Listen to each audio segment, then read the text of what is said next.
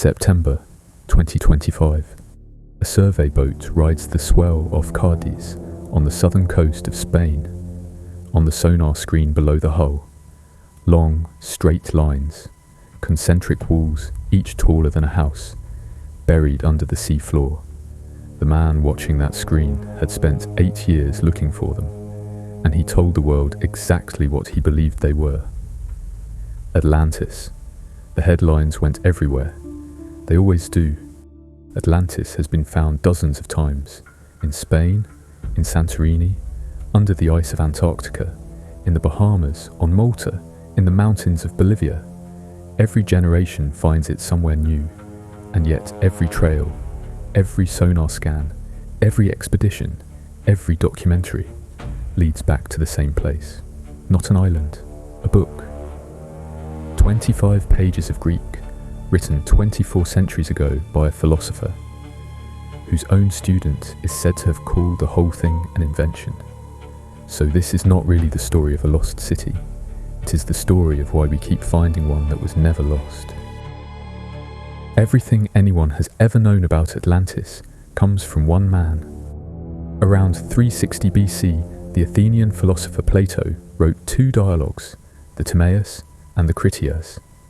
Inside them, a story.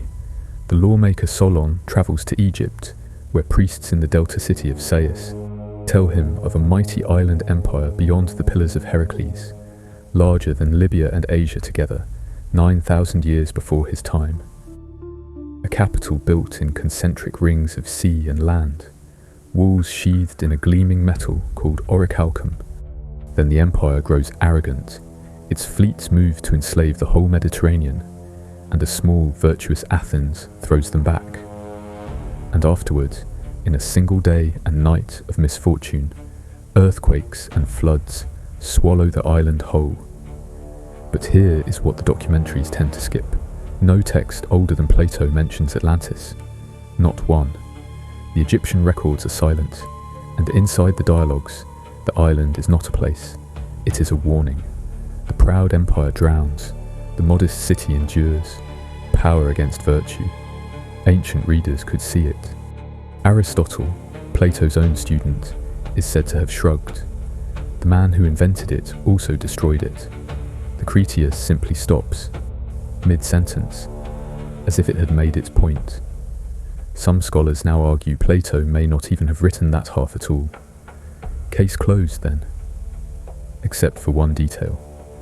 13 years before Plato wrote those pages, the sea really had swallowed a Greek city, and he knew it.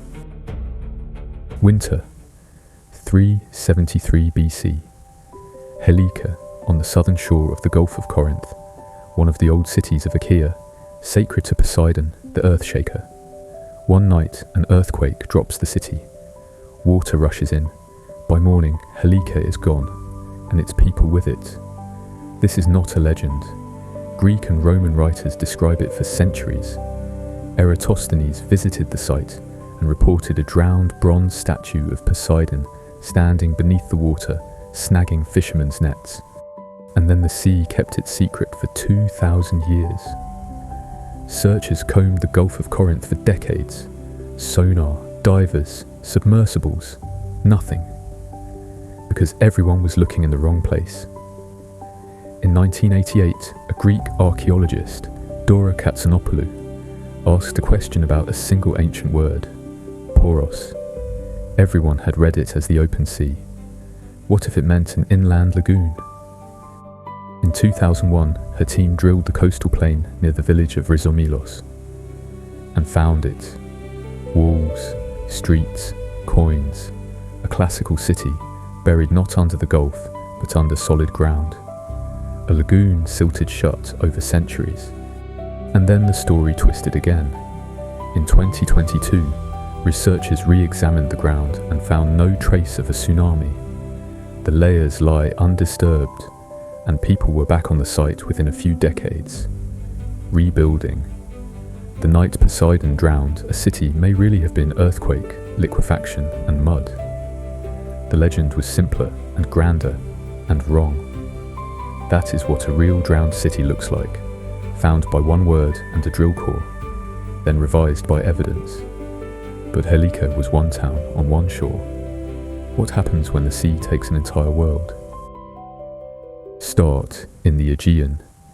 Around 1600 BC, the island of Thera, modern Santorini, exploded in one of the largest eruptions of the past 10,000 years. On its southern shore, the eruption buried a town called Akrotiri. Excavators have found houses of 2 and 3 stories, indoor plumbing, frescoes of ships, monkeys, saffron gatherers, and no bodies. The people read the mountain's warnings and left. When archaeologists uncovered Akrotiri in the 1960s, the resemblance was hard to ignore. A ringed volcanic island, a brilliant sea power, Minoan Crete, humbled after a cataclysm. Was this the seed of Plato's story? It is the most respectable real Atlantis ever proposed. But the dates miss by 900 years, unless you assume an ancient copyist multiplied everything by 10. It remains a guess, an honest, tantalizing guess, and further north, under the North Sea, lies something bigger still. In 1931, a fishing trawler called the Kalinda was working the banks 25 miles off the English coast. In the net came a lump of peat. The skipper split it with a shovel and struck something hard. A harpoon point carved from red deer antler, 13,000 years old. And peat means fresh water, dry land, 120 feet below the North Sea. They called it Doggerland. Plains, rivers, camps, hunters. A homeland the size of a country, slowly eaten by the rising sea.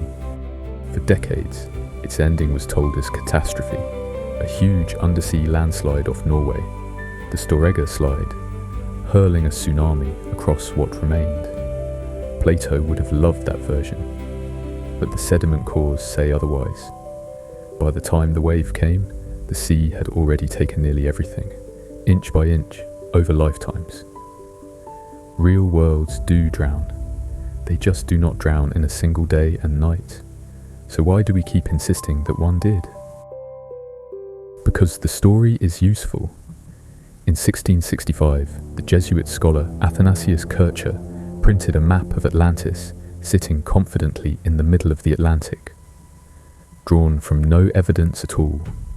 In 1882, a congressman from Minnesota, Ignatius Donnelly, published Atlantis, the antediluvian world, and built the modern myth in a single book. Plato, he claimed, was reporting a plain fact. And more, every great civilization, Egypt, the Maya, all of them, was a colony of Atlantis. The book sold for a century. But look closely at what that claim does. It says the people of Egypt, the people of the Americas, could not have built their own monuments. They needed help from an older, wiser, drowned master race. In the 20th century, that undercurrent became doctrine. Nazi ideologues traced their imaginary Nordic race back to Atlantis, and Himmler's Ahnenerbe, a research institute inside the SS, sent expeditions hunting for proof. A philosopher's parable had become a racial origin myth, and its believers ran a state. That is the legend's dark inheritance, and its tell. Atlantis is always found by people who need it. A moralist needing a warning, a populist needing a golden age, an ideology needing ancestors, and in our own time, a headline needing wonder. Which brings us back to Cádiz. Those sonar walls are real images of something, maybe natural rock, maybe even ruins. This coast was home to Tartessos, a rich and entirely real Iberian culture, but what they are not, yet, is evidence. The claim debuted at a conference for alternative history. No excavation, no artifact, no date, no review. The pattern does not say it is false. The pattern says, wait. So after 24 centuries, here is where the ledger stands. Known, Plato wrote the story, and nothing on earth mentions Atlantis before him. And the sea truly does take cities and worlds. Helike, Akrotiri, Doggerland are as real as the ground beneath you. uncertain whether some true drowning echoes inside the parable. A Greek city lost in Plato's own lifetime, a Bronze Age island that tore itself apart. It cannot be ruled out, it cannot be proven. Open what those shapes off Cádiz will turn out to be, if the evidence is ever laid on the table. Perhaps that is the real reason Atlantis refuses to sink. The sea keeps just enough secrets to keep the question alive. Plato asked what a civilization deserves when its power outgrows its wisdom. We answered him by searching for ruins. So, is Atlantis a memory, a warning, or a mirror? I will leave that with you, and that is where I will leave it. And if there is a mystery you would love to see untangled, tell me until the next one.